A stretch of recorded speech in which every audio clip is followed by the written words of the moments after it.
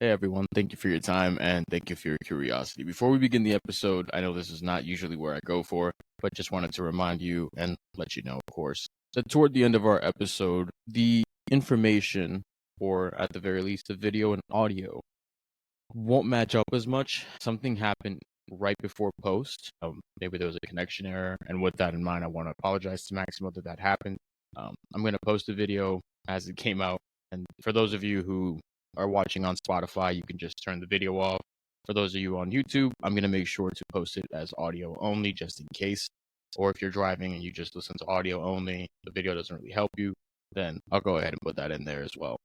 Thank you again to Maximo, and I hope you guys enjoyed this amazing episode. Thank you for your curiosity. With us today is a superstar in karate combat. He is the CEO of the Unbroken Brand. Ladies and gentlemen, with us today in the GOTDAM Room, de lo mío personal, Maximo Apex Nunez. Let's go, baby. What up? What up? Thank you for having me, man. I'm so happy to be here and be part of your show. Let's Thank you, get brother. I it. greatly appreciate you for giving us the time today, man. Before we start, I just wanted to say, thank you so much for taking the time out of your day. I know you got a busy schedule, you got a lot to do. So thank you for this. I know that a lot of the individuals that have been looking forward to this are like, hey, I really want to know more about Maximo. What's he really like behind closed doors? Because we see your fights. They're amazing. We have a blast watching them. Thank you. Thank But you. that's something we definitely want to give you props for, brother. Thank you again. So let's start at the beginning. And in order to understand the present and see the glimpses of the future, we kind of have to go back into the past. So what were you like as a kid? As a kid, I was like a regular normal kid. I remember early ages where like around 8 to 11, I was like a sick kid. And, what got me into being in shape, it was, trying to be outside with the other kids, because the other kids would be running around and I will have to watch these kids run around, sitting in my patio, sitting in the galeria, like we say in the Dominican Republic, like sitting in the galeria, fenced up and stuff, and I couldn't go out, and my mom had to figure out a way to get me out of there because I was basically like a sick kid, a little chubby, and I have an older sister and a younger brother. Then my other cousins were a little bit distant at the beginning, and yeah, I had to learn. I had to be the jaguar in the shadow, looking at everybody else playing and playing with the little cards and all this stuff and making cars out of water bottles and all this stuff, running around and bicycle, and I had to, figure out how to learn how to do all this stuff. So when I get out and play with them kids, so I'm not behind. So yeah, as a kid, I was always, I was not. If you would have met me back then, you would never believe that I was gonna be alive, at least because I was kind of sick. But my mom, figured out how to work it out, and here I am. Yeah, it's wonderful, man. I know that's kind of been a recurring theme lately, though. Charles Oliveira said the same thing, that he was in a hospital for like years. Yeah, He couldn't even walk, and his parents were like, "Well, he's not gonna walk, let alone play sports." And then he did jujitsu. yeah, So it's almost surprising to hear that. I don't know yeah. how that happens, or what the dynamic is, or if there's like a medical thing behind it that's like, hey, for these years, maybe they kind of lose some type of potency, but they get it right back as soon as they get to a certain age. Yeah. Do you remember around what age you started to get healthy again?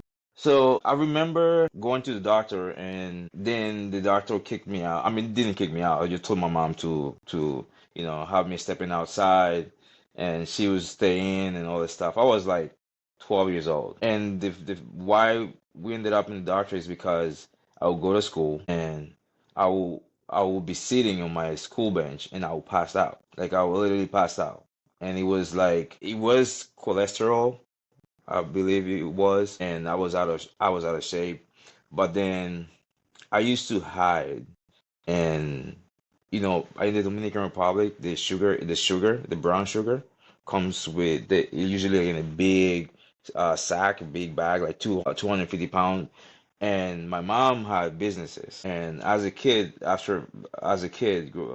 to 12 to 9, when she caught up what I was doing, I will hide and just eat the sugar. And if you like if you people some people don't understand, but like when you have like a big storage, and you have sugar cane storage in that room, you can walk past that door and you can smell it. it smells so good, and I was addicted to that. And they didn't cut up until it was not late, but they cut up when, I was like going to school, and on my way to school, which the school was in front of my house.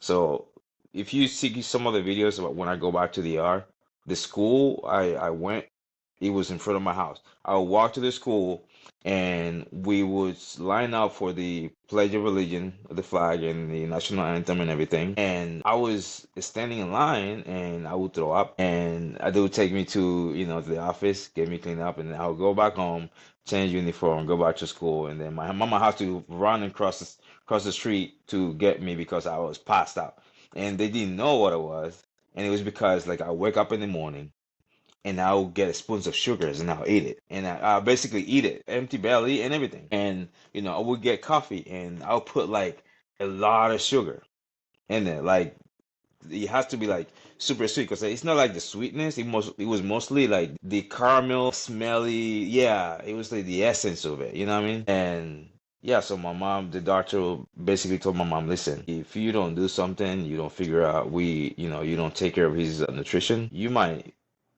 lose him pretty soon. Keep in mind, I was about to turn 13 years old. And so my uncle ended up taking me in. Yeah, my mom didn't know what to do. So my uncle was like, just bring him to me. My uncle has a farm. And the school days, my uncle will drive down to, because my uncle lived like 5 miles away from my house. So he would drive me down in the morning and drop me off at the school. I'll go say hi to my mom or whatever, and then I walk to the school. And I wasn't allowed to go inside the house.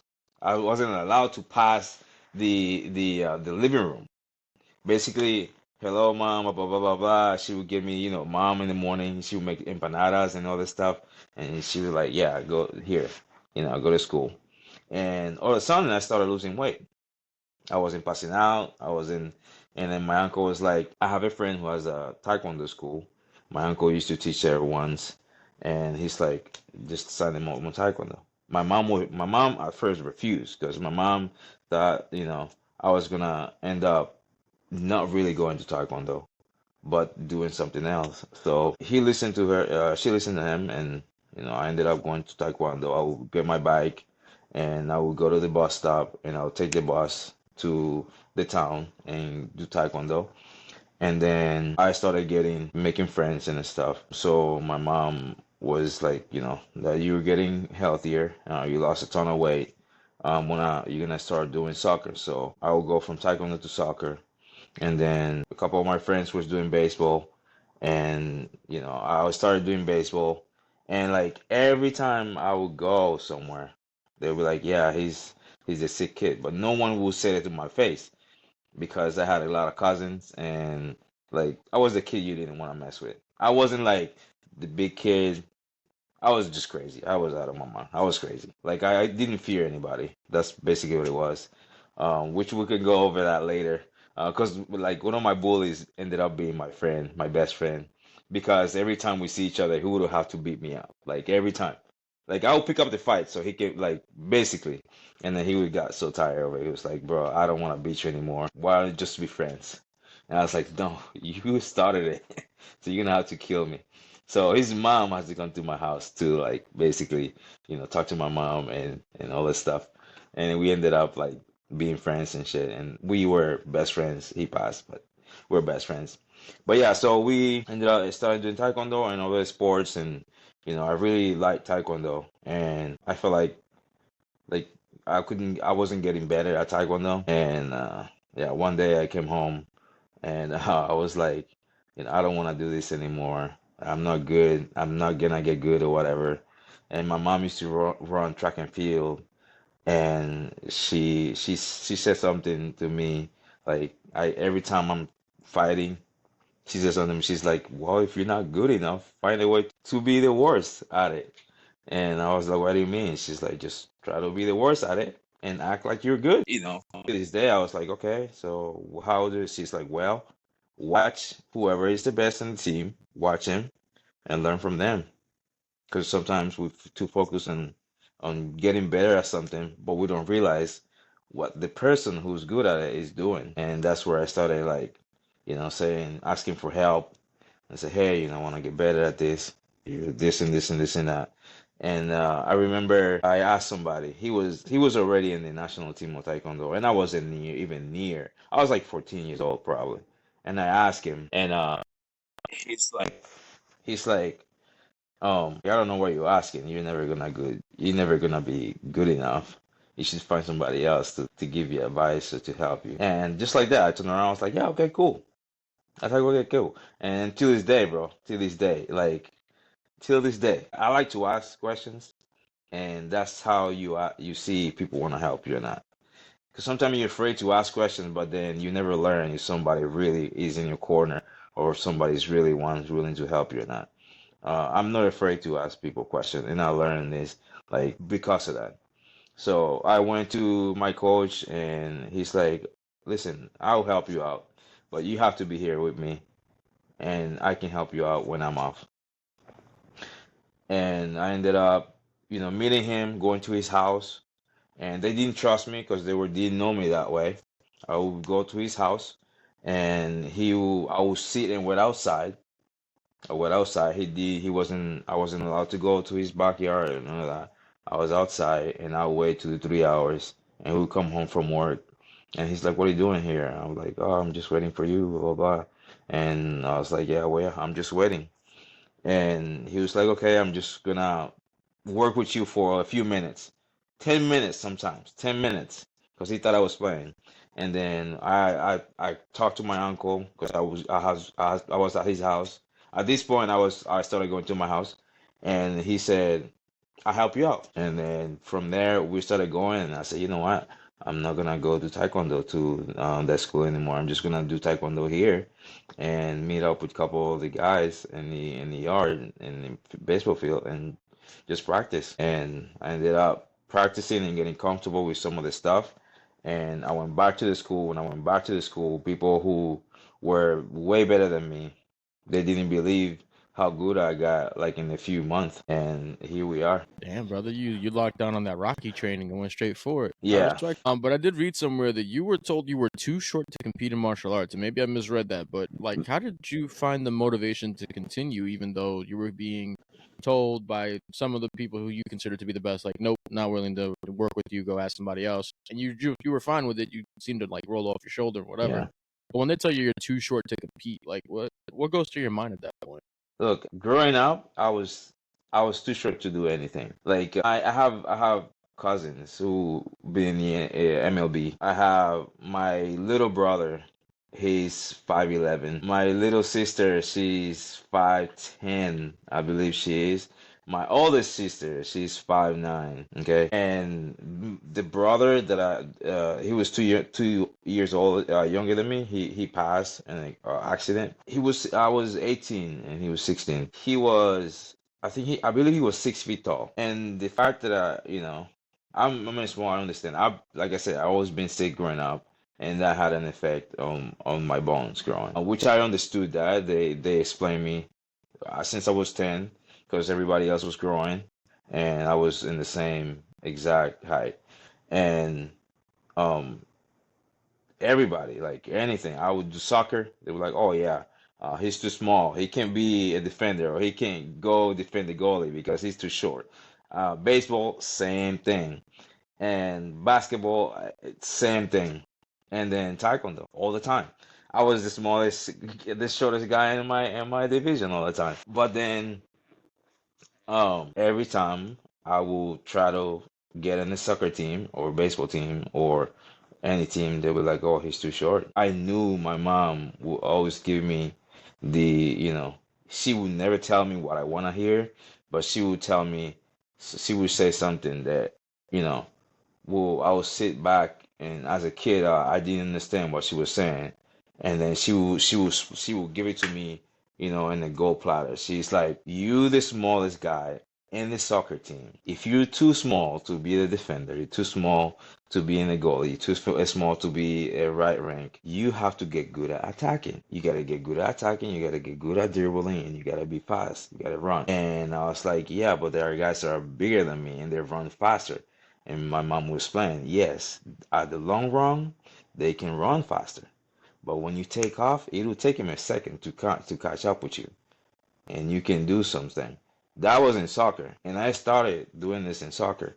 And same, I would sit down and watch everybody else. When it was taekwondo, I used to do the same thing. I used to sit down and watch everybody else train.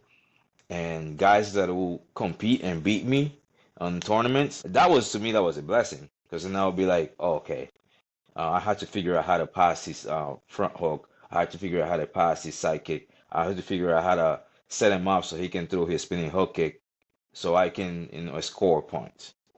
Like this is basically how it is. And then I realized everybody's longer than me. They're gonna keep me on the outside with the front leg. And if I rush it in, they're gonna try to counter with the spinning back kick, with the spinning hook kick. So I had to become the guy who was like, okay, I'm just gonna stay on his face. And I remember my first national tournament, I was losing like 12-1. Like 12 to 2, I said at most. And then the third round came, and I knocked him out with a spinning hook kick because he gassed out trying to keep me outside. He gassed out scoring points, and I just needed to get close once. And like, and there were guys who were like taller than me, skinnier, taller, and strong and fast. And I had to figure out how to get in there and get better. And the same thing I do on mixed martial art. Like everybody can be stronger and anybody can be faster than me, and I just have to go in there, figure out how fast you are. Can I catch up with you? No, I'm not gonna catch up with you. I'm gonna meet you in the middle. If I can't counter, then I'm going forward. Like something, you gotta do something wrong. Like there is something you gotta be bad at, and that's where I walk in the ring and I try to figure out. Like the first 30 seconds on the ring, I'll figure out if you're waiting for me, or if you're trying to gas me out, or you're trying to fight dirty. Like I have to figure out. You know what I mean? And being short to me is a blessing. I could have been tall and bigger, and probably I would have been bigger and clumsier, and possibly I'll have no ton of injuries. Like so far, I don't want to knock on wood, but I don't have joint pain. I don't have back pain. I don't have shoulder pain. I have neck pain. I have no injuries. I've never been knocked out in my life.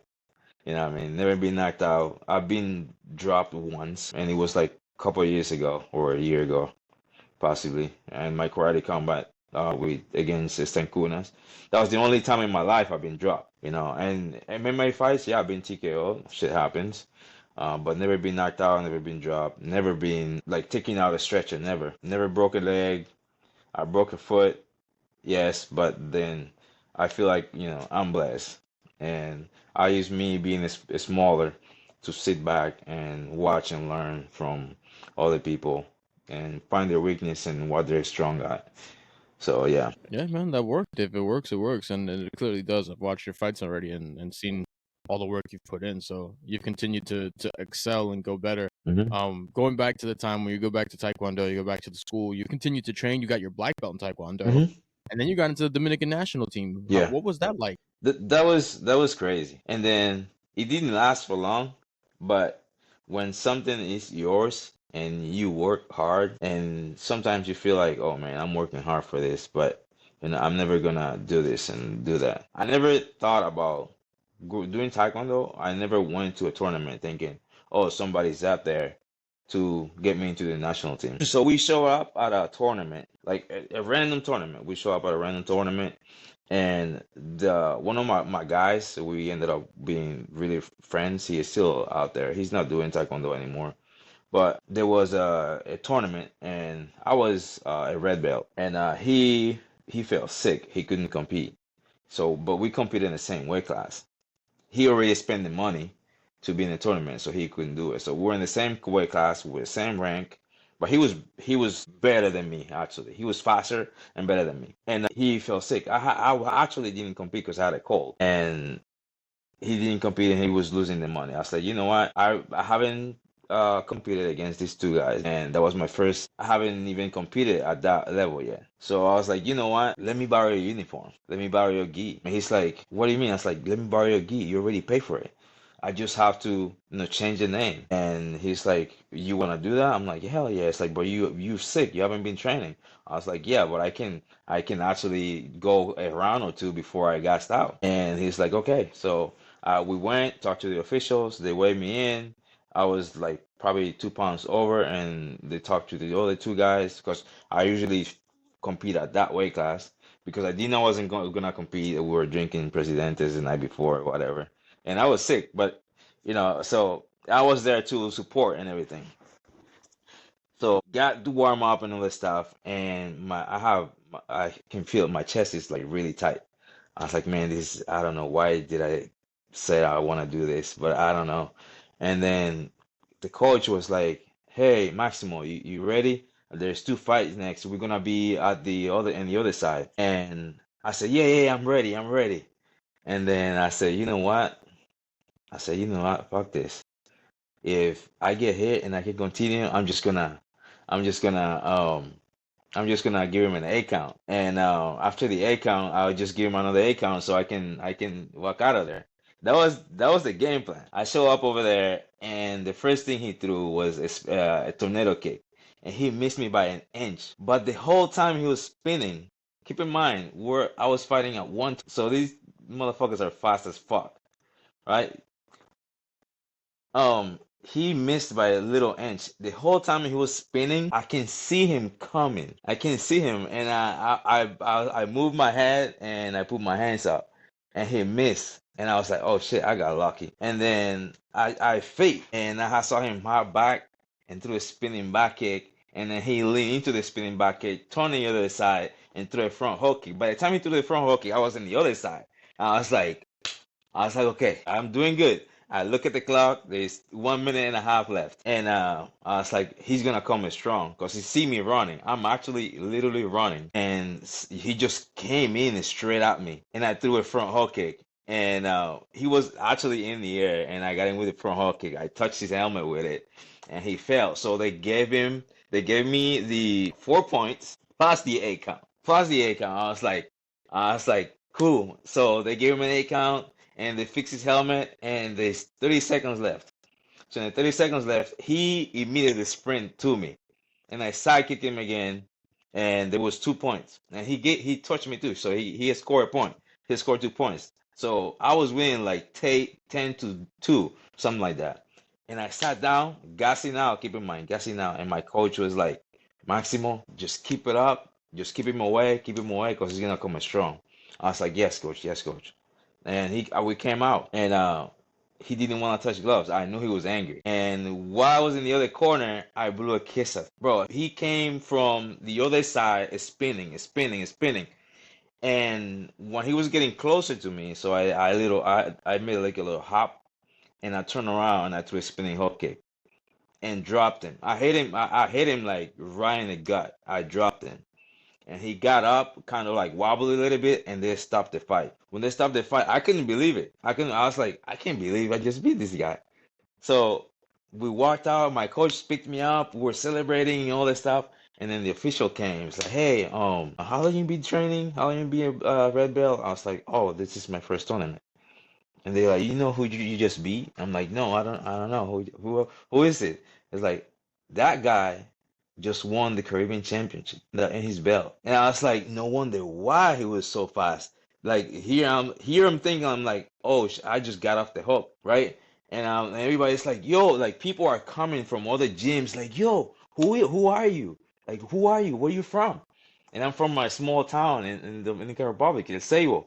And like, where you from? Who you train with? I'm like, oh, my coach is over there. My coach is over there. And they're like, oh, you train with this guy? You train with this guy? How we didn't know about you? I'm like, it's my first tournament as a red belt, in this rank, first tournament. And they were like, yo, you just beat the monster. You just beat the El Cuckoo. 'Cause that was his nickname, El Cuckoo. And you just beat El Cuckoo. I was like, yeah, but I don't know who that is. Then, I made a mistake, and I went and sat down, and everybody's like, talking to me. His coach came like, oh yeah, there's another tournament in 2 weeks. You should show up because I can have you fight him directly. Homeboy was mad. Homeboy was mad. So the other kid that I supposed to fight after him, he forfeit. He was like, yeah, I don't feel good. I'm not gonna do it or whatever. So I ended up taking it first place. And show was over. Everybody's like, yo, this is the kid that beat Cuckoo, blah, blah, blah, blah. So I go home, and it's Monday. I'm on high school, and a bunch of people showed up, and they show up at the school and with the coach and stuff, and they're asking for me or whatever. So they called me to the front office. And I was like, shit, I didn't do anything. I don't know why they called me to the front office. And I was like, I know we wrote some stuff in the bathroom. Somebody might have rat me out.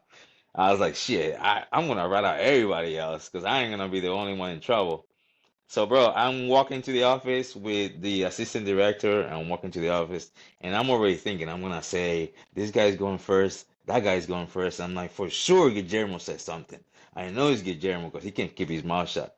And I walk over there, and I'm waiting, bro. I'm waiting for him to ask me. So you were in the bathroom, but when I walked in, I saw my coach, and I was like, oh shit, okay, I guess I'm gonna have to go. Something happened to my mom or something. You know what I mean? So I'm like, what happened? They're like, oh yeah, they came here from the federation and they want to talk to you. And I was like, okay. It's like, hey, what do you think about going to see going Santo Domingo to see the Olympic Center? I was like, yeah, I would like that. It's like, would you come and train with us for a couple of weeks? And in a couple of weeks, I was like, yeah, I like that. And I ended up going over there. And that's what got me over there. Because I was like, you know what? I'm just going to do this because I have nothing to lose. But then I remember going in there and I'm like, shit, this guy is trying to kill me. And I was like, you know what? I'm not gonna quit. I'm just gonna be here. I'm just gonna do what because I can see all his moves.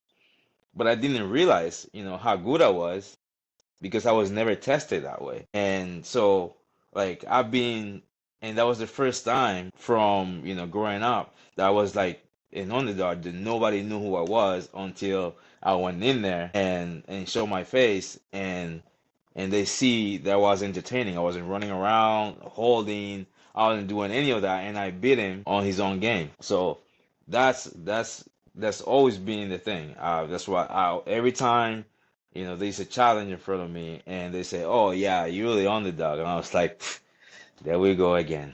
I'm gonna have to prove these motherfuckers wrong," and that's what always happened. And since that time, every time I go to a fight, and I believe myself to be the underdog, and some of my coaches will tell you, I'll be in bed at midnight, and I can't sleep, and I text. There's one of them. I'll text him, "Yo, you awake?" And he'll be like, "Yeah, I can't sleep." And I was like, "Do you wanna hold miss for me a little bit?" Keep in mind, it's midnight. It's midnight. Sometimes it's 2 a.m. I was like, okay, I'll meet you at your house, and I drive to his house, and we do meets, we do shadow boxing, we do something, and this is me. And when I'm fighting, it's worse. When I'm fighting, if you're traveling with me, I'm gonna wake up at 2 a.m. and I'm gonna put my sauna suit on. I'm gonna put all the heavy shit on me, and we're gonna work. That's basically because I'm the underdog. I see myself as the underdog. I see myself as the guy who's 38. And I see myself that I'm a slow. I see myself like I have no cardio. And I see myself like I don't have a good head movement and I don't have a good reflex. And that's where people make mistake. Reflex is number one on mixed martial art. If you have zero reflex, it doesn't matter how fast you are. You're always gonna get knocked out. You're always gonna get dropped. You have to trust in your reflex. And anybody asks me, that's also always I tell them. Trust in your reflex and work on your reflex. So yeah, that's how Absolutely. we got there. That's phenomenal, man. That's hilarious, though. I was laughing over here, but I like to mute the mic so I can, you can get the story through. Yeah, yeah. Oh man, that's freaking hilarious. You just beat up the guy who just won the Caribe title, and Bro, then you're like, he literally everybody since that time, everybody was like, "Who is this kid? Who is this kid? Who is this kid?" And some of them didn't know my name. They used to call me Enano. They used to call me Enano because I was shorter. I was the shortest guy. So this kid, till this day, like people in my neighborhood call me Enano. You know, to this day. But after a guy like Arcangel comes out and he's the Duende Malvado, being an Hmm. enano is no longer a problem because now that's a Mm-mm. respected title. Now we know not to fuck with that person. Yeah, So and it's not like a bully in a bully sense. It's like basically, it's like it's like a love nickname. Because I have a see, lot of adults call me like enano or whatever, enano or chaparrito, like, what I mean? Yeah, chaparrito. Or even in school they call me Little Max. I was freaking 18. Like, you call me Little Max. So, but yeah, yeah. at least you had fun with it, man. That's wonderful. And you seem to have a great sense of humor. You Mm-mm, deal with it mm-mm. well. So you had an unbeaten Muay Thai record of 8-0. What did you take away from competing in Muay Thai? Like when you went through that full process from start to finish, was there anything that you picked up in the sport that you were like, you know what? I can really benefit from this by using X, Y, Z. Yeah, on Muay Thai, I learned is Muay Thai, you gotta have balance, and you have to be really in control of your weapons. Like I said, a lot of people see mixed martial art as I'm gonna go out there and punch him, knock him out on all this stuff. Muay Thai is the game of like who breaks first. We see when the two Rams are like bouncing each other's head, you're like, man, why they do that to each other? You know what I mean? It's who break first, right? But then when you put that together and be like, oh, you know what? I don't have to go head to head and see who break first. What if I can figure out how to, make sure I use my Muay Thai skills with my Taekwondo skills and my boxing skills and also being smart in there, be able to read, be able to read, be able to read. Because what people don't really do much is they don't read. And for you to read somebody's style, you have to sit back, let your internal driver be internal, and be your external driver be external. You can't try to switch them both at the same time because you're gonna fuck up. You know what I mean? You're gonna fuck up. Like if you're good in computer and like I'm a maintenance technician. If you're good in software and stuff, and say, hey Maximo, do you want to grab my computer real quick and do that for me in my software, and then I'll go ahead and fix that AC. I'll be like, man, I don't think that's gonna work. So that's what you gotta think about it when you're fighting. And I see it this way. You already have the skills. You train every day. You train every day. You have the skills. You got the 1, 2, 3, 2. But what if you can't place them right? Okay. But then you have two people driving externally. You have your conscious, you have your mind, and you have your skills. There are in the same in the same seat. There's a driver, there's a passenger. You know what I mean? But then there is somebody that should be sitting behind to see what's in the blind side. Stay on this side, stay on this lane. This car next to you. Like this is basically what it is. I take Muay Thai and Taekwondo and all the rest of the mixed martial art, and I sit back and let my mind do the smart job on, like, are you a good boxer? Yeah, we're doing Muay Thai, but are you a kicker or are you a boxer? Okay, so if you're a kicker, you need a space to kick. If you're a boxer, you need to be in range to box. Am I gonna box? Yes. Am I gonna box you or am I gonna kick you? No, I'm gonna turn this into my game. I'm gonna box you when I want, and I'm gonna kick you when I want. I'm not gonna sit there for us to bang each other and then figure out who's the strongest or who takes the most. You probably can take more shots than me. Do I want to figure that out? No, I'm not gonna try to figure it out. Because after this fight, I want to go outside and take pictures with my friends and family, and I want to look good. I don't want to look like I went to war with somebody and bare knuckle fight. You know what I mean? I want to look good. I'm afraid to get hit? I'm not afraid to get hit. Do I need to get hit? When it comes to sometimes take some hit, yes, you will, because this is not baseball. You're gonna get hit, and you have to be ready to take him. But at the end of the day, I'm not gonna go bang 2-1-2s like Vanderlei Silva and Rampage Jackson, or Vanderlei Silva and Crocop, because we're going at each other. No, no, no. This is art. We're gonna do art, and if you don't see as art, I see as art. I'm gonna paint a picture, and I'm gonna break what's gonna give you a speed, I'm gonna break it until you don't have more speed, and then I'm gonna finish the job. And if I don't finish it, I'm gonna make sure I'll give you PTSD because when you see me out there, you're gonna be like, oh shit, I beat Maximo, but damn man, I don't want to fight him again. That's basically how I train. I don't train like, oh, I'm gonna go in there and knock him out. I want to go in there and show him that I don't just train my skills. I train my brain. That's why I do a lot of puzzles. I like to do puzzles. I like to listen to what do you call it? Some trivia. I like to listen to trivia because it's good. It makes your brain work. And if you can have an internal driver and external driver, then you basically it's not gonna work. It might work, but at some point your physical driver is gonna give up. And this is the physical right here. That's gonna give up. You're gonna start getting injuries and all this stuff. And then the mental drive, the internal driver is gonna, hey, let's go, man. Why are you so slow? And you're like, oh shit, I can't do it anymore. And then your internal driver is gonna be like, man, I had so much more. And you're like, oh yeah, I can't do it more. And that's basically what I take from Muay Thai, going from Muay Thai to to other disciplines, and from Taekwondo going to other disciplines.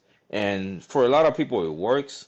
Like a lot of people go from like karate, Taekwondo, and they are really what do you call it? They are really productive with it and stuff. But at the end of the day, it does it make you the best in the world generally, well rounded? Maybe not. Maybe yeah. A lot of people are gonna be like, he doesn't know what he's talking about. I might not know what I'm talking about, but that's my opinion. A lot of Yeah, people will tell you, yeah, a lot of people will tell you, okay, Taekwondo is better than boxing. No, no discipline is better than the other. You have to put them together. You have to put them together and get the best from each other and put them together so they can work. I remember my uncle, he didn't do it for much long, but he used to say, I don't want to be fancy in the ring if what I'm doing doesn't really work. You know what I mean? You have to make sure the basic things work, because then the fancy stuff will come. If you doing fancy and they don't work, you're just gonna be the fancy fighter that is always gonna be a fancy fighter, but not a successful fighter. So a lot of people choose to be fancy, and fine, they're entertaining. People like to watch them, but then are they successful? Most of them aren't. You know what I mean? You have to practice something over and over and over and over and over and over, and then practice some more to get it done. You know what I mean? And I watch a lot of fighters like Venom Page. He's really good and he's entertaining and he's fancy and all this stuff. If you watch him one day, you're gonna be like, oh yeah, he's good and all this stuff. But then you don't know how many hours he puts in the gym doing the same knee over and over and over and over and over and over for him to do that. You don't know how many times he's done the electrical dance over and over and over and over and over and over, and the pads and the sparring and all this stuff for him to do it in the ring and feel comfortable with it. But then I see that, I'm like, oh yeah, it looks cool. 2 fights as an amateur, I'm gonna do it and think it's gonna look cool. No, it's not. It's gonna look cool, but once they close that distance, what are you gonna do? Are you gonna dance? You don't know what to do. You're gonna get choked. If it's MMA, you're gonna get dropped. If it's boxing, you're gonna get knee and elbow if it's Muay Thai. So, what I mean, you have to find a balance when it comes to like disciplines. Like I can go from Muay Thai, straight Muay Thai to a spinning back kick immediately. And I don't have to think about it and I have to telegraph it. I can go from Muay Thai stance to Dutch kickboxing and go, and I can sit on my punches like a boxer. I can blitz like a karate guy. Am I a karate guy? I'm not. I'm a kickboxer, and I call myself, a mixed martial artist because I can go in either way. Same thing as jiu-jitsu. I have a brown belt in jiu-jitsu. I mean, people don't see me grappling, but I'm in the gym every day. Am I posting videos of me sparring people? Maybe a little video. It's just I don't like it. I don't like to show, what I do in the gym just to get attention. I just do it. I just do it. Sometimes I'm just training. People, hey, let me take a video of you doing this. I'm like, oh yeah, send it to me. Then I'll post it. But like me posting the phone and go to show people that I'm good at something, I just don't do it. But yeah, going back to your question, Muay Thai to mixed martial art, Muay Thai got me the confidence I needed, but the being comfortable in the ring in front of people, Taekwondo helped me out with that. And then, the other stuff is like fear. I was never afraid to fight. I was, yeah, I don't know. I would get like a little jits and stuff, but like I don't get really crazy nervous that all this stuff. I just like I can fight anybody. My grandma, she signed the contract and she's gonna catch his hands for sure. So yeah, I don't get this jits. Yeah, Maximo, you're not grandma. You like, yo, these hands is ready to eat Bro, for grandma, everyone. What up? and then you gotta make me some empanadas after that. I Mm. feel you. I feel you. I haven't had an empanada in years. My grandmother, Yeah, God rest her soul, passed away many years ago. She yeah, used to make it from scratch.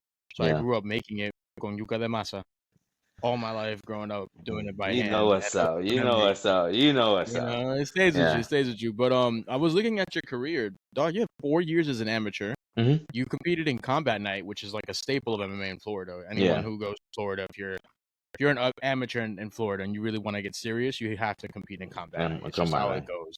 That's how Yeah. you get to that level. Mitchell is the man, bro. Mitchell is the Yes, man. sir. Yeah, Absolutely. And I know him then you did personally. a 3-year pro career, and then after that 3-year pro career, then you got into karate combat, and it kind of seemed a little bit out of the blue, but from your experience as an MMA fighter, because we do see a lot of MMA fighters in karate combat, Hmm. but from that experience, 7 years of competition, Yeah. what is it that you took from that like now that you're at that level where you are the guy in karate combat? What did you learn from that time, and also like what wisdom could you impart to a fighter who's like, hey, I did it for 7 years. Here's the 3 things you really need to pick up quickly. So let me say this. I see myself as a showman. Like I enjoy fighting. I enjoy fighting, and I don't do it to oh, see me everybody. You know what I mean? Or like, oh, I'm tough. Or oh, I'm pretty. You know what I mean? Oh, I'm in shape. No. The three things you gotta take from fighting in front of people is you have to block everybody. In one of my blogs, I say this. Fighting is like, say, not as important as that, but it's basically a metaphor. It's like you say, hey, I wanna, you know, I'm gonna have a baby. You know what I mean? Am I ready to have a baby? You will never know if you don't have a baby. Now, the job, the how you're gonna figure out is once you have the baby, and that's basically what it is. Sorry, that's my cat doing making noise. And that's basically what it is. Like you have to block everybody. Oh, the baby's this, the baby that. Oh, why did you pick that name for that baby? Or like they're gonna say, oh man, your car is not comfortable for the baby, or like your couch or your bed. It's like, or they're gonna be like, oh, that baby is gonna you're gonna spend a lot of nights up. Yes, it will. Same as being walking into the ring. People are gonna ask you, "Are you ready?" They're gonna be like easy work, or they're gonna be like most of the time when you're losing weight, they're like, "Oh, you should just go in the bathroom and take a dump, and you're gonna be on weight." Like the first thing, as you know, I learned from my mistake as an amateur is you have to block everybody from your social, not social media, but like block every people's comments, like mostly like the stupid ones. And then the other thing is you need to understand you're gonna walk in the ring where that person is gonna try to take your head off. Your life is on the line. um your family don't matter. Like it's something people don't want to hear. And this is some of the things I write to myself and to read it on myself before I go to bed 2 or 3 nights before the fight. Your family don't matter. Your friends don't matter. The only people that matters what they say is your coaches. Okay.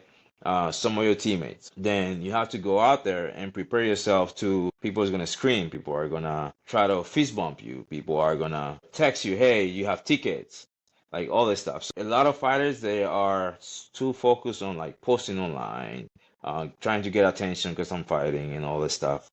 And cool. When I'm fighting, I give My coach is my phone. Okay. I don't want to be around my family because I don't want my family to see that person that's gonna fight because that's not really me. That's a person that's gonna pop once the bell ring, ding. But like, I don't want them to see that. I don't want my kids to see that. I don't want my kids to be like, oh, daddy's about to fight. They don't know how to approach me, all this stuff. I don't want them to feel like, because I know like when you're fighting, you can't be too calm and you can't be too tense. You have to be at that level.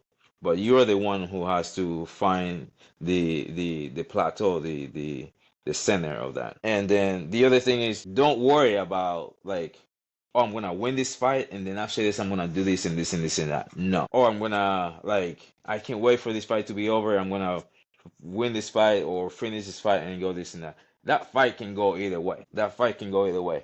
Like when I'm fighting, I block everybody. I enjoy when I'm walking out. I enjoy the love, but it's because I wanna feel the love of the people that came, took some time off from work to come see me.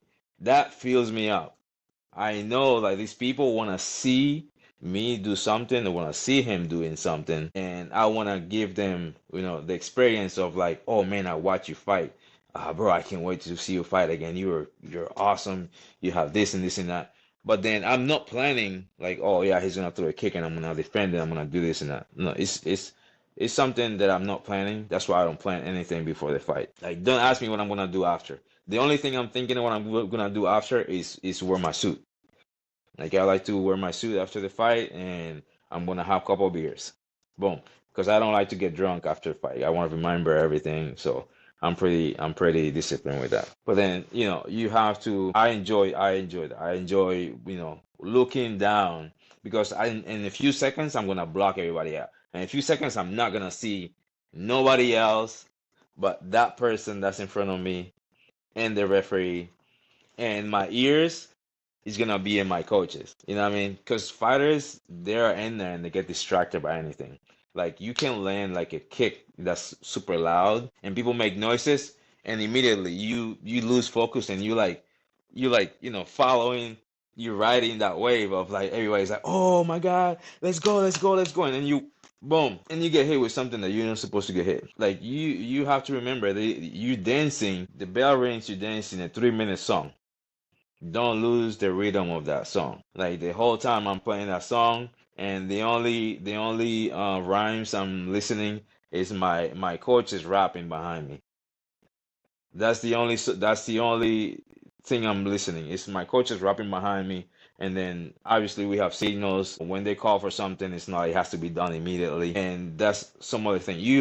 The other thing is you have to be ready for things that happen in the ring that you're not ready, which like you like I remember my third Muay Thai fight. I broke my right foot. I fractured my right foot. Like I was stepping and I can feel my bones like literally crave is scratching each other underneath the shin guards. And I never reacted. I never give him like a sign of pain. And that was in this at the end of the first round. I low kicked him and I kicked his knee bones. And I wasn't ready to take that. And I was like, I sat down and I said to my coach, at that time was a friend of mine. He doesn't train anymore. He usually comes, but not really. I said, I think I broke my right foot. He said, okay, so kick him in the face with that foot and then punch him. Cause, I think he's running from your power. And just like that, I walked out. I threw a couple punches. I push kicked him in the face, and I dropped him with a left hook. And the fight was over. He was undefeated though. He was 3-0, and I was 2-0, and that was in Ultima. And I dropped him. They gave him an 8 count, and by the time the 8 count was over, he couldn't stand up, and I won. But then I wasn't like, oh shit, I broke my foot. I gotta stop the fight to check my foot. No, no, no. I was like, I'm already here. I already made the investment on my foot, so fuck that. Okay, because there's nothing. I mean, I already lost a foot. I'm like, I already broke my foot. You know what I mean? So there's nothing. So some shit are gonna happen, and you're not ready. So the minute you start complaining, if you're going in there looking for a way out, you got it. But if you're going in there thinking like the only way he's gonna get me out of there is like dying, and that's how he's gonna end. That he's not gonna be able to get you out of there. And the other thing too, like, people, you have to make sure you learn about yourself. Like if you know you can break, you have to try to find people in the gym that will break you all the time. And I had to learn that. I had to learn that for myself. Like doing MMA, um, I went from a 7-year white belt to a blue belt to be undefeated on grappling. Same thing, 7-0, beating black belts and grappling as a purple belt to, losing my first grappling match to a black belt as a purple belt. And I didn't lose anything. I knew he was better than me, but I didn't go in there to run. I went in there to do my best to get the submission, get out of there. Same thing I do in fighting. Like, I always put myself as you have to be the underdog. Like, anything can happen in the fight. You have to be the underdog. You have to be the guy who's slower. You have to be the guy who has a weak chin, who doesn't want to get hit. You have to be the guy who put yourself as a 6-year-old man who's about to fight a 2-year-old, a 25-year-old man. It's always in the back of my head. Always in the back of my head. I'm like, okay, I'm 60, he's 25. That's basically what it is. I'm like, he's got to hit me if he can. He got to catch me if he can. And I'm going to hit him, and I'm going to be in his face. So that's basically, what people have to learn when they're getting from one discipline to another. Plus, if you have like a good amateur career and you go into pro, we make a lot of mistakes. Like, I'm a good grappler. I'm gonna lay on my grappling because everybody's gonna learn. Everybody's learning how to grapple. Everybody's learning how to wrestle. The only thing people get good at, and they get good at quick, is striking. Because you can be the best striker in the world and get dropped. What are you gonna do after that? You know what I mean? What are you gonna do after that? Everything is fine, but then you never expected to get dropped. And that's why I love my coaches, because they always tell me things. They tell me things that I wanna hear, and like, you will get hit, you will get dropped. He's strong, he's bigger, and my mind is ready for that. And that's some of the things, some fighters have to get in perspective when they go in there. Block people from your energy. Stay away from negative comments, and embrace, like, when you walk out. This is the thing. When you walk out, enjoy it, because that could be the last time you're gonna leave.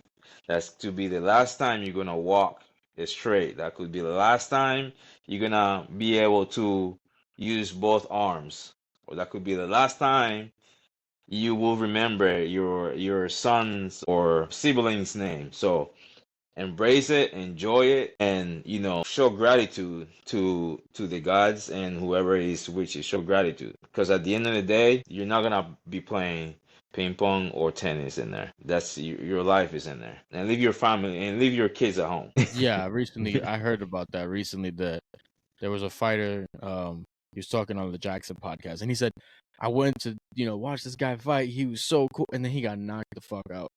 And then they pan to the camera and they show his kids and his wife, and they're crying. Yo, And I was like, no. so I've always been an advocate of, when you fighting, your kids should not be like 2-3 days before your fight. When you get into that mode, your kids should not be in that aura of energy in the same room and place, because he's all stars and rainbows and sunshine when you are winning the fight. Okay, I've never been knocked out, and I'm knocking on wood, I've never been knocked out. I've been choked out a couple of times, and I've been TKO'd. But then it's hard for your kids. It's something that they never forget, no matter how young they are.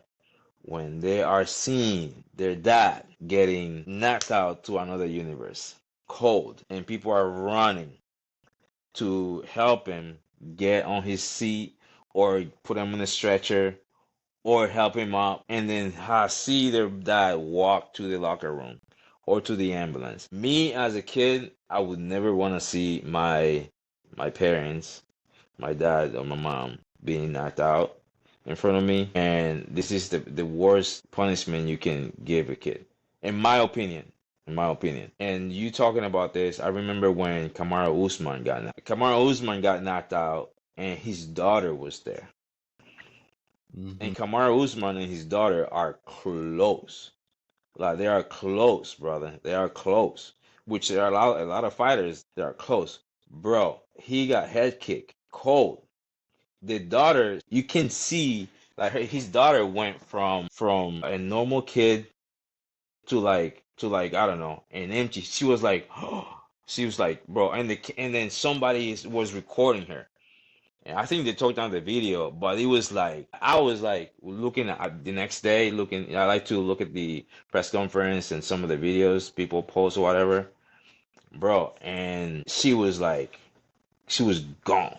She held her breath until like Kamaru Usman was moving and she started breathing again. I was like, wow, wow. Like my kids, I'm fighting. Like sometimes I'm in the bathroom or I'm cooking and my sons are watching my fight. And I had this conversation with somebody the other day. And I walked out and I was like, yo, it's so weird.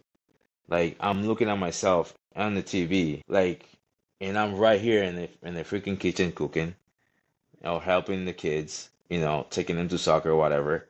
And here's this other person who looks like me on the TV punching somebody else in the face and getting punched. That's literally what goes through my mind. Like, and like, if that can go through somebody's mind, you know what I mean? Like, cool, you can take your kids, but like, man, I don't want my kids around me when I'm fighting. And then the other thing I have usually I have in my blogs is that back in the day when there was the gladiators, and there were gladiators who used to fight for money and send money to their families back in the villages, and there were gladiators who got caught in the rebellion, and there were sacrifices. So the gladiator who were caught and there were sacrifices, they will hunt their families and bring them to the arena to see their dads get chopped in pieces by, you know, armor gladiators that would have the advantage of, you know, getting, cut by a sword and not even flinch because they have an armor.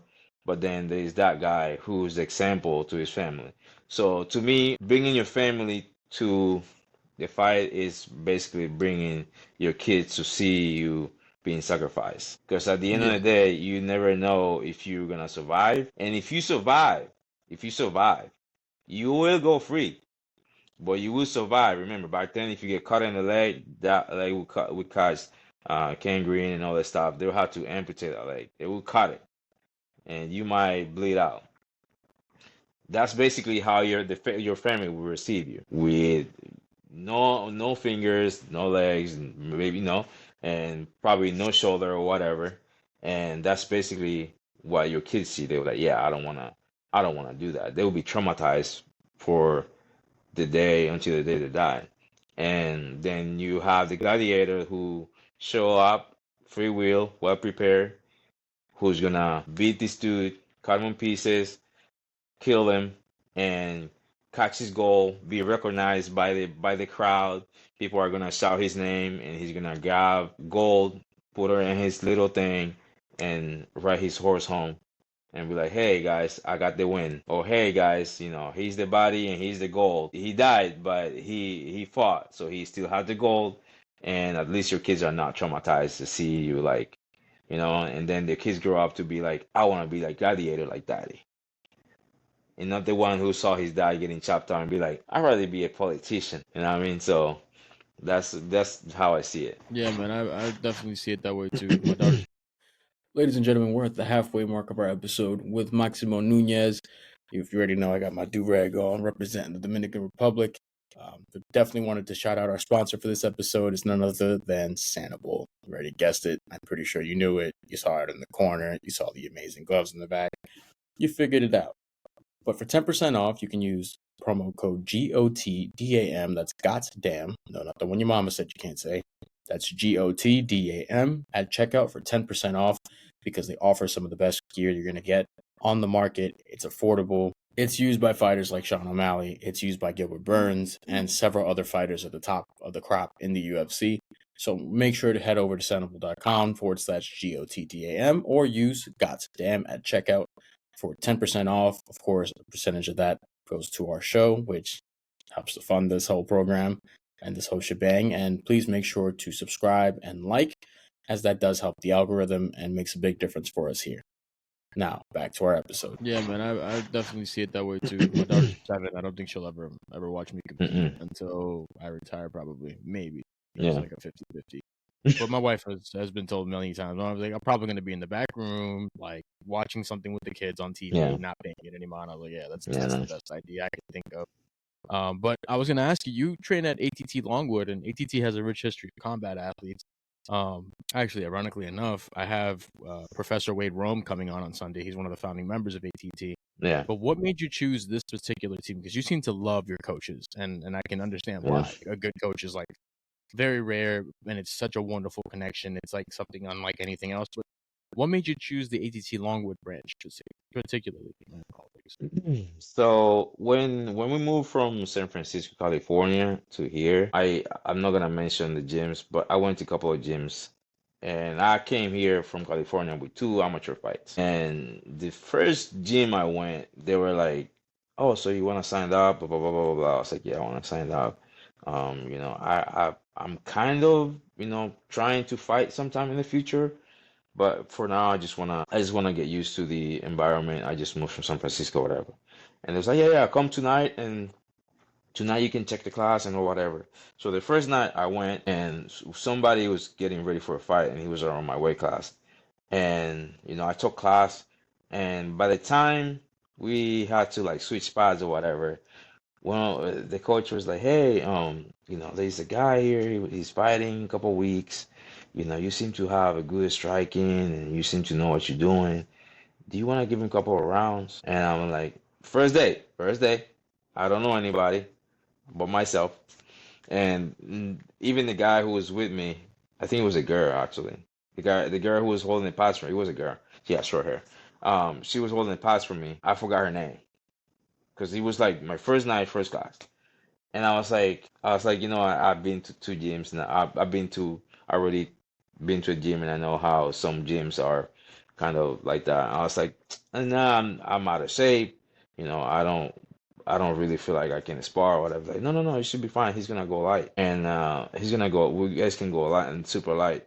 Keep in mind, my first day, and I see him sparring, but they're going wild in that little cage area. They're going wild. And I looked over there and I said, you know what, I can try. And then he's like, okay, get your hand wraps, and if you have shin guards or whatever, blah, blah, blah, you guys can, get some light sparring rounds. I was like, yeah, okay, cool. And while I'm putting my shin guards, I see these 2 going at it in the ring. And I was like, you know what? Yeah, I'm not gonna spar. No, you guys gonna go light. I'm like, no, I'm not gonna spar. He's like, bro, I know, I see you, I know you. I was like, nah, that's my first day. I haven't been training for like 3 weeks. I just moved here, and I was trying to find a place. I was like, bro, it's gonna be fine. It's gonna be fine. I was like, nope. And I try to go back to partner up with the chick, and she was fine. She's like, "Oh, you didn't want to spar?" I was like, "Nah." She's like, "Yeah." She immediately said, "Yeah, you were about to get set up." She literally flat out. She's like, "They were setting you up because they can tell you're a fighter." I'm like, "I'm not a fighter. I literally had 2 amateur fights, and I haven't fought for I mean, I just fought like 2 weeks because I literally moved here. Like we started driving here a Sunday after my fight in California. And she's like, yeah, you were gonna get set up, and they were gonna beat you up in there and give you a concussion or something. And I was like, oh, okay, cool. Thank you for letting me know. And she's like, oh, my name is this, by the way. I still forgot her name. And I was holding pass for her, and all I was thinking, I was like, oh my, I can't believe they were gonna throw me in there to get beat up. I'm like, shit, this is crazy.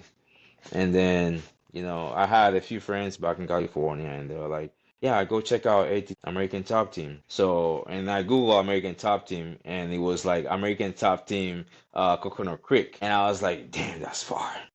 I was like, man, I can't go like to Miami to train. And then I Googled a few American top teams out here, and the closest one was in Longwood. So, and I look at the schedule, it said they open at 11. So I showed up at 11 a.m. And I remember to this day, I was sitting at the door waiting, and then a guy named Mark came and said, "Hey man, what's up?" I was like, "No, just waiting for them to open." And I introduced myself. He's like, "Oh, okay, cool. I'm Mark. I'm an instructor here. Blah blah blah." He's like, "Just give him a minute. You can come in. You can sign the waiver, and in the meantime." And I said, "I don't want to spar." He's like, "No, hell no. We don't do that here." I'm like, "Oh, okay, cool, cool." And he's like, just sign the waiver, and then it's boxing. It's gonna be boxing. Jose is gonna be teach class, and then after that, I can talk to you about the memberships if you wanna, sign up, or if you wanna just keep trying out, whatever. So yeah, I talked to him. I took class. Jose talked to me. He's like, "Man, you look good. How you trained before?" So I talked to him, but I was kind of like, hard to get because I already knew somebody tried to set me up in the other gym. So I was like, just responding with short answers. You know what I mean? And then Mark talked to me. He said, "Yeah, the membership is this, and that." I was like, "Okay, cool. I'll come back, this day to see the Muay Thai class, and then to see which program I'm gonna take." Came for the Muay Thai class, and then taking Muay Thai, I remember one of the fighters. His name was Caleb. Caleb, Caleb. Damn, I forgot. He's gonna hate me.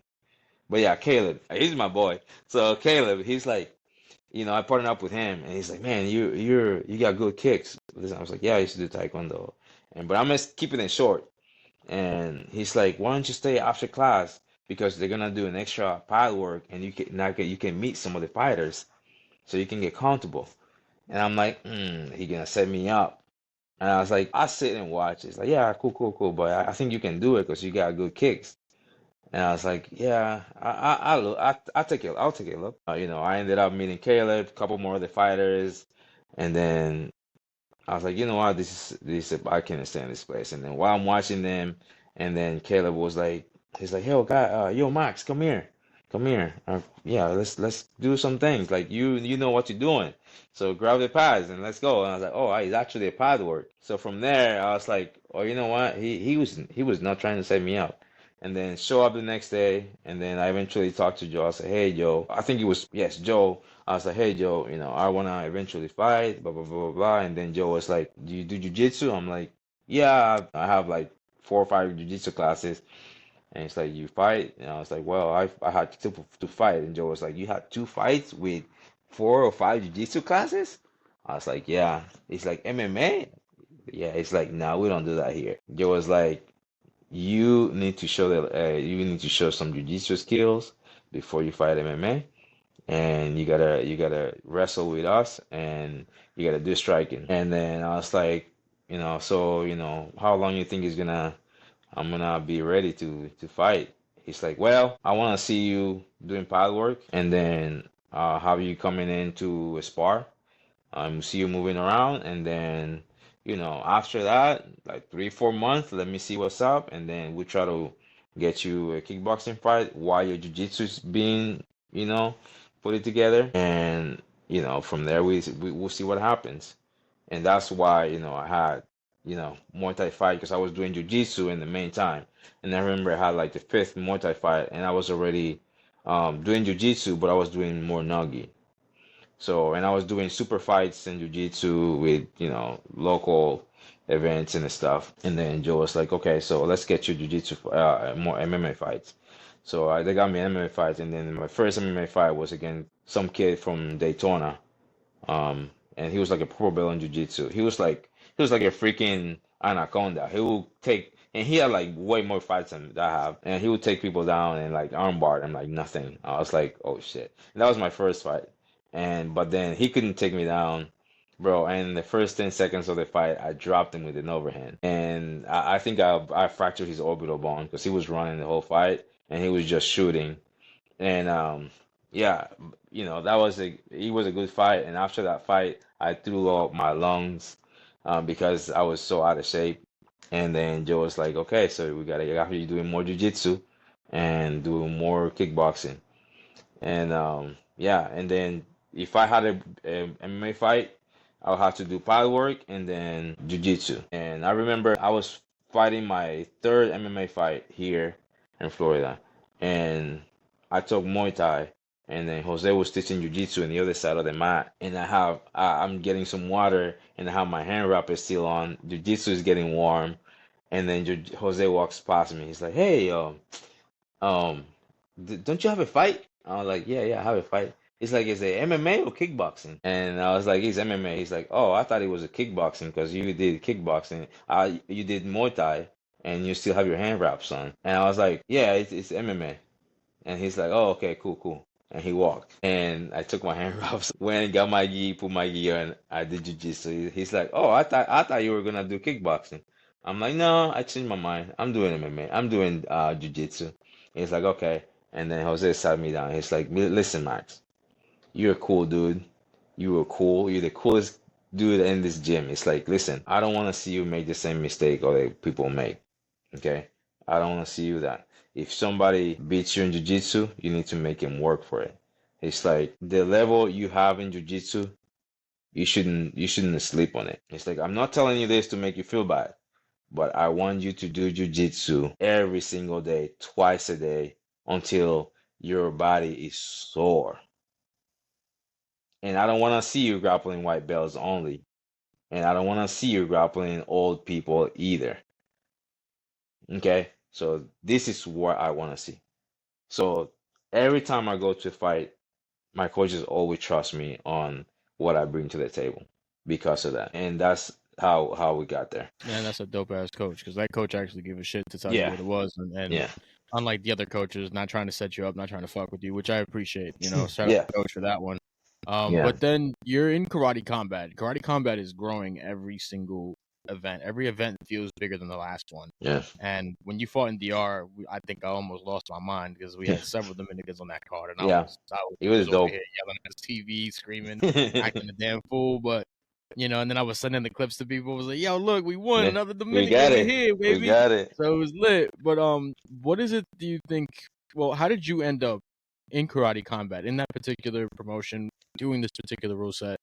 And I wanted to talk to you a little bit too about weight cutting. Like, what is your weight cutting procedure like at karate combat? Because I don't know if it's the same as MMA. Is it like more like wrestling? Is it somewhere in between? Maybe. It's like basically MMA. If you fighting and you sign a contract to fight, you gotta make 135, 134. Like if you pass that margin, you overweight and you basically have a penalty. And then your question on how I got there, it's like I said, I fight and I had undefeated record of kickboxing and I also fought pro too. I was supposed to be 1-0 as a pro in kickboxing. And yeah, so I'm undefeated in kickboxing. I never fought a kickboxing fight. I never lost kickboxing fight. And I remember like I was literally replacing breakers. And I remember watching Karate Combat when they first did the first show. And I was like, man, this shit is cool. And they did a couple more shows and I was like, man, these guys, this is so cool. Like you don't have to grapple. If you get to the ground, you can strike unless you have your knees on the ground, like all this stuff. You have 5 seconds. I was like, oh, this is so cool. And I was like, man, I wonder how I get there. And then my coach was like, well, we just have to win fights and keep fighting and make sure we have entertaining fights. And he said, plus everybody loves to watch you fight um, and stuff. So then I believe it was Tick, I think it was Tick, yeah, Silva, and his opponent had injured himself. They've been trying to like contact people, and it looks like nobody wanted to fight Tick, and I didn't know who he was. So I was literally on an apartment complex replacing a breaker, and then my friend shoot me a text, said, hey, blah blah blah. He's my boss. He's my yeah, and I don't want to put his name out there yet. But he's like, hey Max, this is going on. They needed an appointment for this person. He's a tough guy. He's like, but I believe you can beat him, and he's a step to the big show.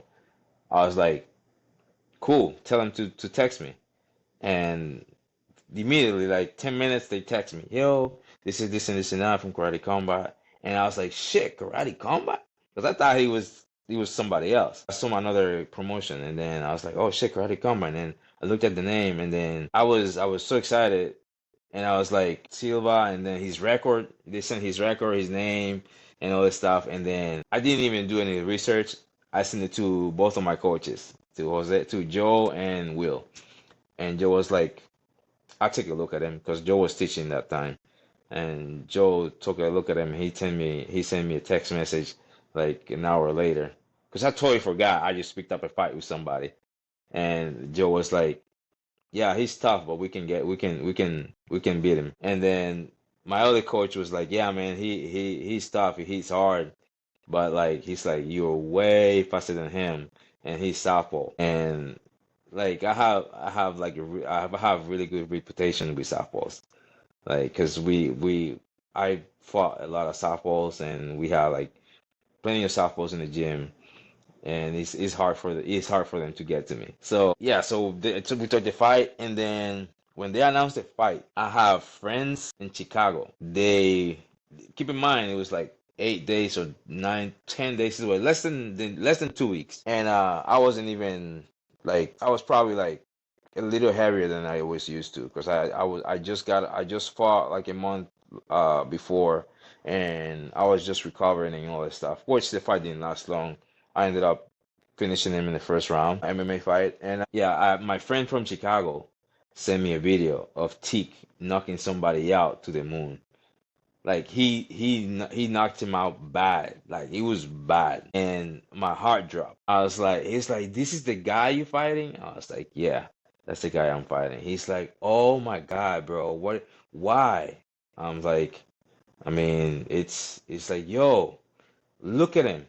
And then he sent me a picture of a guy with a fucking broken skull, which is the champion now. He's like, you know who did this to this guy? The guy you fighting. I was like, block. I blocked him. Blocked his number, and then he was like, I tried to text you, but the texts are not going through. And then he texted you on Instagram. I blocked him on Instagram. And Facebook, I wasn't using Facebook much, so I see messages from him on Facebook, but I didn't read the messages. And then I was getting messages from my friends in Japan, because I have friends in Japan. Some of the training partners in the gym, they will be showing each other the videos of Teak knocking people out. And you obviously, when you walk into a room and somebody's talking about you and somebody's sneaking and look at you, obviously you know that they're talking about you. And I was like, yeah, what's up? Like, man, yeah, you fighting Teak. He's like, he's strong. I was like, yeah, he's strong. And the only thing I could hear is my coaches telling me, yeah, don't listen to them. He's big and strong, but you fought bigger guys too, and stronger guys, and they couldn't get you out of there. And he only has one thing, which is his left hand. And I was like, yes, you're right. And then we hired a boxer, a lefty, and then we have Corey Marksman, and Corey will give me the hell in that ring, softball. He will like give me red hell. And we hire a couple more guys, and then Jeremiah will give me good rounds. I was basically getting people who fights and won for Teak's fight. And I ended up going in there. I was like, show up in there. When I faced him, I saw him up close. I was like, yeah, he's big. And we were talking whatever. And one of the meetings, he came to me and he shook my hand and stuff. I was like, okay, he's strong. But I was like, okay. So that's where I started going. I was like, you know what? Once we go in there, we'll see what happens. And then the whole training camp, we were training on like he was coming after me and all this stuff. And then we walked into the pit and everything. And 30 seconds later, he's still like kind of like figuring out where I'm coming from and all this stuff. And I was like, yep, we got him. We got him. So, and then I can hear he was saying, chop the wood. So, because we changed the names for some stuff on different fight, we changed the names. And I knew he was telling me to, like, make sure I distract him to chop his front leg. So that's where we started, like, chopping the front leg. And he was losing. The first time, I think I threw something at him, and he came back at me with, like, three or four punches, like fast, like fast. So, and I was like, damn, that was fast. And I was like, let me see him do it again. And then he tried to do it again, and I kicked his leg, and that one was the one that actually like hurt him at first. That one hurt him pretty good because he put all his weight in the front leg, and then he was like, okay, now he has to wait before he comes after me. So I was like, yeah, we got him. So yeah, that's how we got there. Hey man, it's been successful. I mean, you definitely have a brand with it, and it's working well.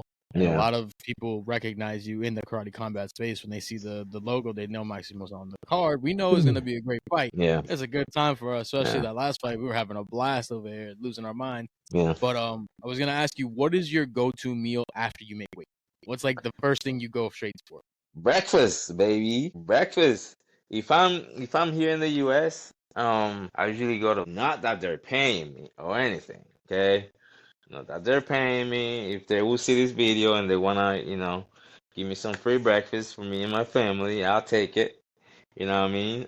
If they wanna send me some bread, I'll take that too. But like, I like to go to Denny's. Like after weigh-ins, I like to, you know, breakfast. And after a fight, yeah, breakfast, or I wanna eat a lot of meat. That's my thing. Like, give me meat. And yes, breakfast. Give me breakfast, sausages, eggs, French fry, orange juice, coffee, and then refill and leave that coffee thing here. And then, like, yes, and bring me sausages and eggs. Yeah. That was funny though. And make sure the eggs are running too, so I can have the sausages swimming in there. That's me. Oh my God, the runny egg on top. Jeez. All Yeah. right, so at least we know what you would be eating. You find me at 2 a.m. in the morning, bro, eating breakfast. Hey, I'm not mad at you. You know, you turn into Luffy with the meat, though. I'm Bro, done over shit. here. I'm telling you, bro. I eat. My goal is get fat after weigh-ins and fight. I want to get fat as fuck because I want my body to heal like quick. I mean, not that it gets hurt, but like people don't realize after you fight, give your body that privilege of going crazy. You know what I mean? Like go crazy because you couldn't go crazy. Give him that privilege. I get what you mean. It's almost like you're giving yourself a cheat meal for success, and that's Yeah, good. You should. You should celebrate that yeah, you did that. That's a lot of yeah, work. Those weight cuts and those camps are 8, sometimes 10 weeks. The worst ones are yeah, 12. Like it's not worth all yeah, the stress and then not have something for yourself. yeah. But looking at your current career trajectory, how do you see a fight with the current champion playing out for you right now? Man, that's the fight. I look, like I said, anybody in that division they put in front of me, like I will figure out a way to put my hands on them. Like I don't throw punches to miss. I don't throw kicks to miss. I got great head movement and great footwork. I can change my style from taekwondo to karate to boxing in 1 second. And what these fighters don't understand is that I am the type of person who adjusts to the volume of the music. And I make it look like I'm dancing with the volume of the music, but then I give you a little momentum so you can see that there is a little distance in between the music, the volume of your music, and the volume of my music, because I have to show you that I'm a little bit ahead of you, not too far ahead of you to make you desperate and try to catch up with me. Just ahead of you, just enough for you to feel like you can catch me. And that's what I realized that these fighters don't know. They all think like I gotta be mean, I gotta be rude, and I gotta get on his face. Like I will literally figure out a way to beat the champion. Like I'll figure out a way to beat everybody. Okay. I'm not invincible, and they aren't either. They're just human beings like me.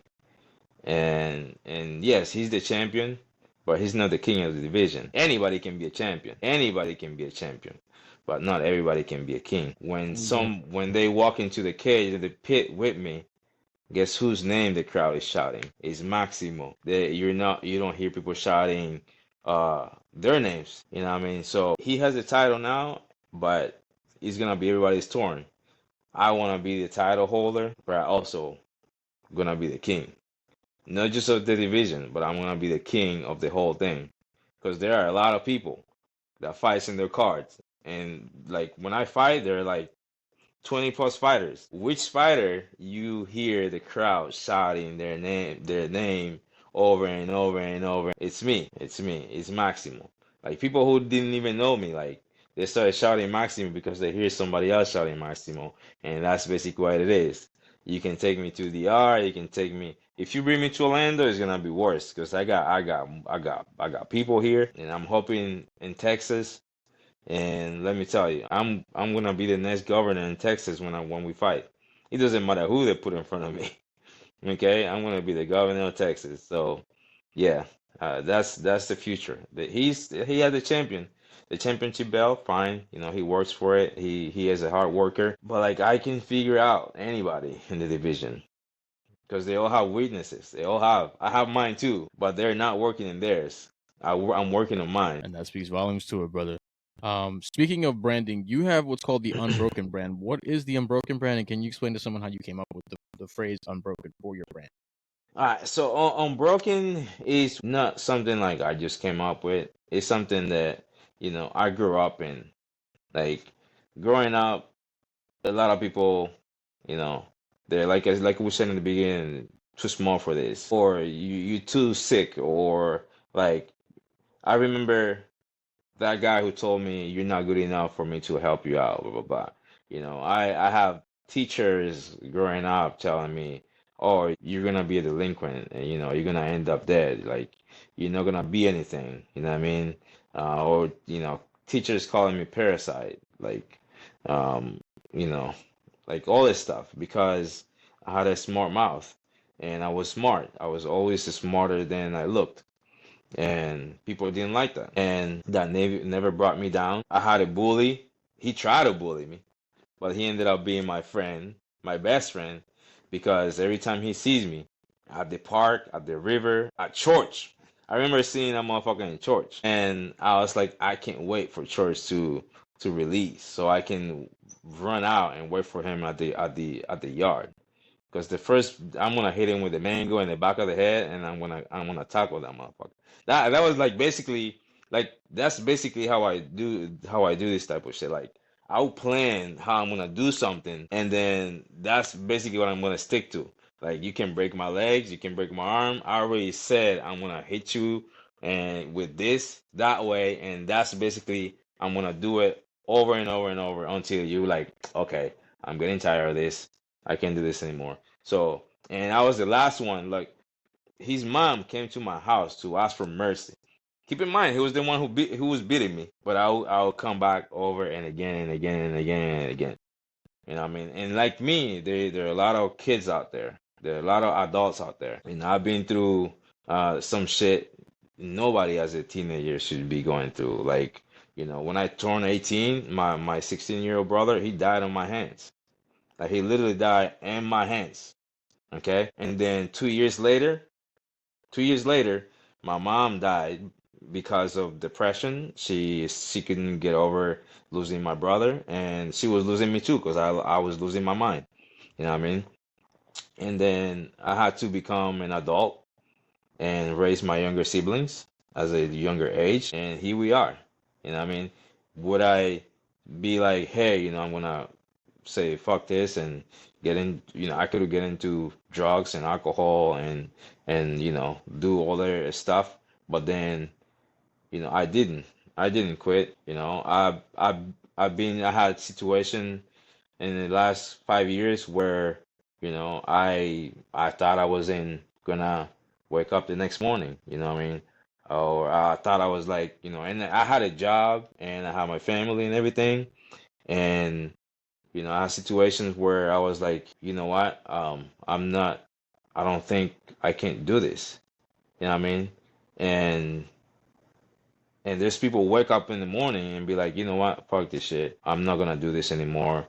And they off themselves. I've been there. I've been there. And people who see us as an athletes and be like, yo, they're good. They have everything. and everything. They don't have depression. They don't have, mental issues like some of us do, and we're regular people. And I will wake up in the morning and I'll be like, man, I'm not gonna let this break me. I'm not gonna let this break me. I remember coming home from work one day, and the lady, amazing lady, right? She was awesome, always friendly. She had cancer though. She beat it like a couple of times. She had cancer. Beautiful lady. She was always nice. In the morning, I will show up to work in the morning. She was always ready, and she was like, "Hey, Maximo, I got you some coffee." Like she amazing stories, bro. And then I remember I ended up being transferred to another property, and a week later, I get a call from my old property, and they're like, "Hey, do you know who this person is? Do you know who this person is?" I'm like, "Yeah, I know. She's a great person. She's a great person." And I'm going back next week to see her to say hello because she was doing cancer treatment and stuff. But she was beating cancer. She was just in the last couple of stages. But she had no family. She had no kids. No husband. Her husband left her the first time she started fighting cancer, and then her parents didn't wanna anything to deal with her. So they get the call and they start there, and then the chick was like, "Hey, no, we're just calling to let you know, she left a card for you. She left a card for me. So she moved out." They're like, "No, she offs herself at the apartment complex, and she left me a card." I was like, I don't want that card. I was like, she gave up. But then I was like, you know what? I drove over there to Daytona. I went and got the card. Said thank you for being you, and she's like, you helped me um beat mental depression and do this with your smile, all this and this and that. And because I talked to her a few times of my um growing up, and she said, um don't let anybody break you. She said, don't let anybody break you. And she signed it on the bottom. And that was the last thing she did. She wrote me that card. And I already have notes from 2014 about Unbroken. But then that right there was like, I gotta make sure I get this going, because like Unbroken, it shouldn't be like something that is a brand. You should wake up in the morning and see that, and your image be like, work can break me, and create goals for yourself. Like that's what on my website I have products, which is the Unbroken Pain Paste. I started using it myself because being sore and all this stuff. And when I dislocated my big toe, I would wake up in the morning with amazing cramp, like all the way up to my hips. And that was one of the things that I would put on, and I was like, you know what? I need to get hold of the people who made this. And then my cousin was like, I know them. I'm actually gonna buy into them. I was like, do you need a volunteer? Because sign me in. It's like, yeah, we can do that. I was like, okay, sign me in. So now we have Unbroken Pain Paste, and the shirts are mostly like, you got an unbroken shirt, and this is not because I'm a fighter. It's because, you are where you are because you didn't give up. They couldn't break you. Like you sitting on that desk right there because, life couldn't break you. And I've been through so much stuff. I've been near death a couple of times. I almost died once. I almost drowned. And all this stuff, it's basically, your book. You're writing a book in your life. You can write something in your book and fucking die and not have anything in your book. You know what I mean? And but when you are dying, you'll be like, shit, what did I do? Like, why didn't I do this? You know what I mean? And that's why, you know, I'm like, that's why I'm unbroken. I've been always an underdog. I almost died. I survived my mom passing, survived my brother passing. People that I know commit suicide. I've survived mental health, and I'm helping people to do the same thing. So why not be unbroken? Because that's basically, it's not just me. It's who you are. You know what I mean? I wear my shirts and go to the store, and people are like, hey, I like that. I like where'd you get this? You know what I mean? And my friends, they walk into the stores, you go out like to the club or whatever, wearing my shirts, and they text me, it's like, yo, and the next morning I have like 5, 6 orders. It's like people like that. They don't know much about it because I'm not a big deal, you know what I mean? But like being unbroken is who you are, you know what I mean? You are unbroken unless you are, giving up. If you are here, you are unbroken, and that's what people need to understand. It's not just like a shirt and a paint paste or a brand. Like unbroken, that means life couldn't get through you. Damn, brother, that's deep. I didn't know that that's what it was, and Yeah. and I had read the site. I had gone through everything. I was like, wow, this is Hmm. like, it looks like more like a mantra. Like this is a lifestyle to continue with. Yeah. And I didn't know, so I was happy that you broke that down. Yeah. And then I will put the link in the description of the video Hmm. for any individuals who want to purchase any Unbroken products, Yeah. or just want to get the shirt so they can remind themselves and give themselves that pick me up of like, hey, Yeah. today ain't gonna break me. Yesterday Yeah. didn't do it. Good luck tomorrow. And See how that goes.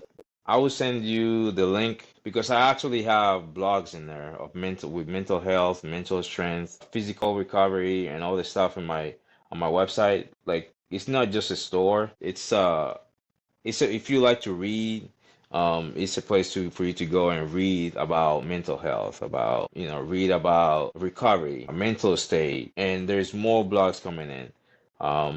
And I also have my sponsors in there, but that's basically what my brand is about. It's not like I want to be rich off of it. I want to use my brand to show all the athletes and regular people that it's not just like, okay, I'm here and nobody's listening to me, or I'm the only one who's going through this. No. There's a lot of people that are going through some stuff. They just don't put it online. But then when you can read it and be like, wow, this makes me feel better, and that makes me feel good, so I can wake up the next morning and continue and come home and give my kids a hug and enjoy that time. And you can find that somewhere. You don't have to pay for it. It's free on a website where you don't have to pay for it. It's available. You don't have to use any passwords. Just unbrokenbrands.com is in there. It's for the people to feel like, okay, I'm unbroken. You know what I mean?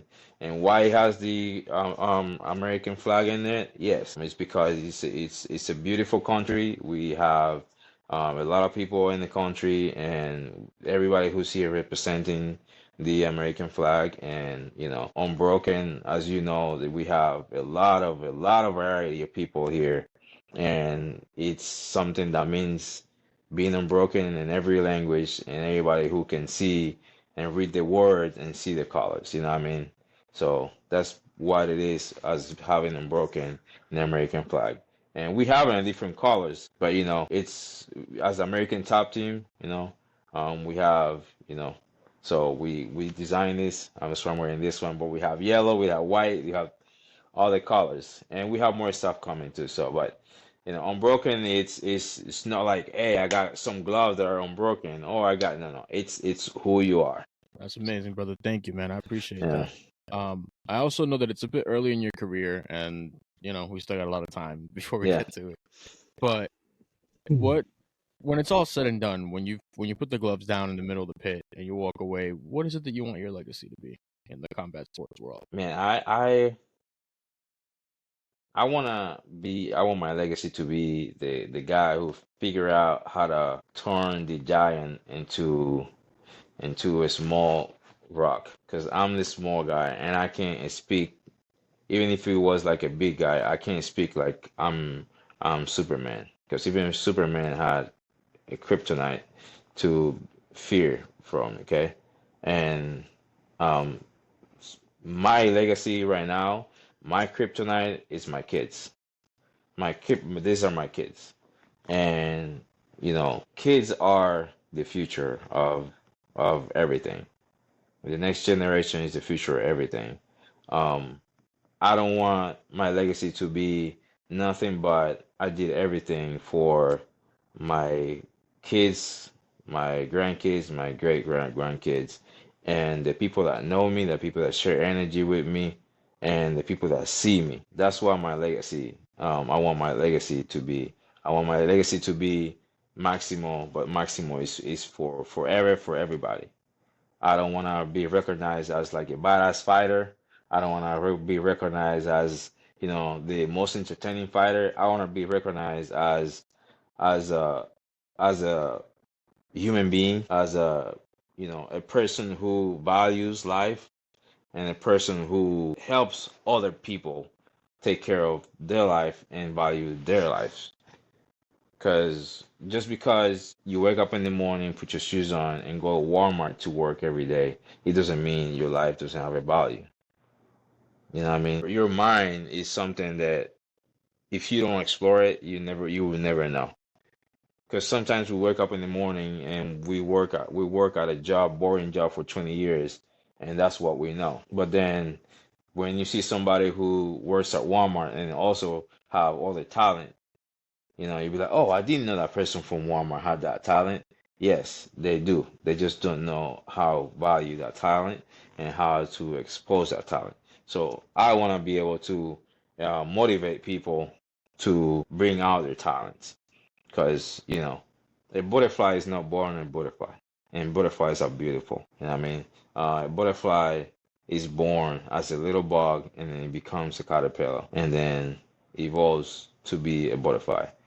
And not all caterpillars turn into butterfly. Some of them die. They die trying. Some of them don't want to become a butterfly because they don't believe that they can become a butterfly, and they just sit and die. But the end is not just being a little worm and a caterpillar and try to be a butterfly. You have to at least try. So when you're in your deathbed, you're not thinking about like, man, I remember when I was young, I should have done this. I should have done that. I should have wrote a song. I should have wrote a book.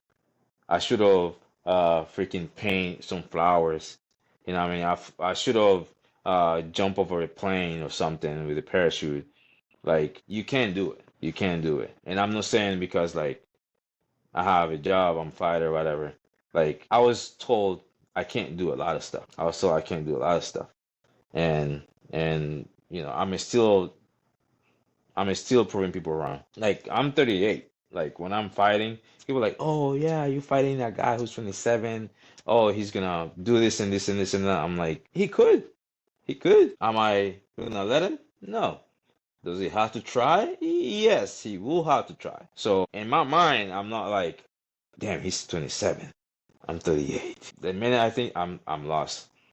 I'm 38, but bro, 25 can catch me. And a lot of us, we don't know this. So my legacy, I want my legacy to be like, I was the enhanced for people that, they thought they couldn't do it. I'm the enhanced product that helped them do stuff by not just being in their life, but by like projecting my message and people reading my message and listening to my message. Because I have my blogs and I have a couple of books coming too. So yeah, All right. Can't wait to see the book, man. I'm yeah, gonna lose it. I'm definitely getting a yeah. copy. And then my last question before I let you go, Max, because you give me so much of your time and I greatly appreciate you for it. What is next for you in your career, and do we have like a fight date lined up yet? Are we doing an event anytime soon? And please tell me we're going back to the Dominican Republic because I want to see that. I'm for sure they're going back to DR. I'm not sure when this year, and then they sent me a date, but I can't disclose that yet. Then, I wanna. There's some things I wanna prove some people like, that can be done. There's a couple of people you know I wanna be able to put my hands on down the road. So, I can, I'm not gonna say, hey, I wanna beat this person and beat that person. Like, I'm not gonna talk like that. I wanna put my hands on them because I believe if I put my hands on them, I can hurt him pretty bad. I know for sure I wanna try boxing. A couple of boxers I believe can catch his hands at any time. You know what I mean? Um, and they're good boxers though. I'm not gonna lie. One of them is a washed out boxer, which he used to be good back in the day. And now he's a washed out boxer. Rigondeaux is one. I want to put my hands on him. I know there's another washed out boxer he fought a couple of times, and I don't think he has anything lined up either. I'm pretty sure I can beat Gamboa. Listen, I wish somebody would call me and say, yo, I got $10 for you to beat Gamboa. I was like, signing me in. But I'll put my hands on him for sure. I'll put my hands on him for sure. Both of them. There's a couple more, and then and then in the Muay Thai and kickboxing world, I would like to share the ring with one of the greatest kickboxer and Muay Thai fighters in my weight class in the world, which is Rotang.